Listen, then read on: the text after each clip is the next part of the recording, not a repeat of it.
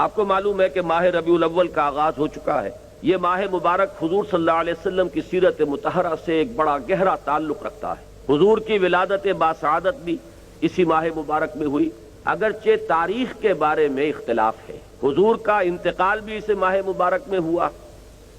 اور وہ متفق علیہ تاریخ ہے 12 ربیع الاول اصل میں حضور کا یوم وفات ہے، اور اکثر محققین کی رائے یہ ہے کہ آپ کا یوم ولادت جو ہے وہ 9 ربیع الاول ہے۔ یہی وجہ ہے کہ مجھے یاد ہے کہ ہمارے بچپن میں اس دن کو جو لوگ کچھ تھوڑا بہت مناتے بھی تھے تو 12 وفات کے نام سے در حقیقت یہ نام یاد کیا جاتا تھا۔ حضور صلی اللہ علیہ وسلم کی وفات کا دن ہے، کچھ کھانا پکا کر کچھ غریبوں کو مساکین کو کھلانا، یہ در حقیقت چیز تھی کہ جو اب ہوتے ہوتے اس نے بہت ہی ایک دوسری صورت اختیار کر لی ہے۔ اب یہ ایک جشن بن گیا ہے اور ایک عید کا سا سما، بلکہ واقعہ یہ ہے کہ جو اصل 2 عیدیں ہیں وہ کہیں پیچھے چلی گئی ہیں، اور یہ جو 2 عیدیں ہم نے ایجاد کی ہیں،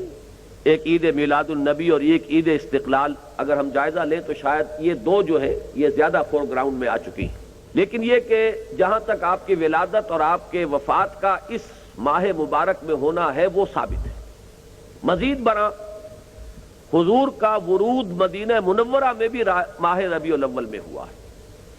اس پہلو سے اگر اس ماہ مبارک میں ہم سیرت النبی کے مطالعے کا ایک خاص موضوع رکھیں،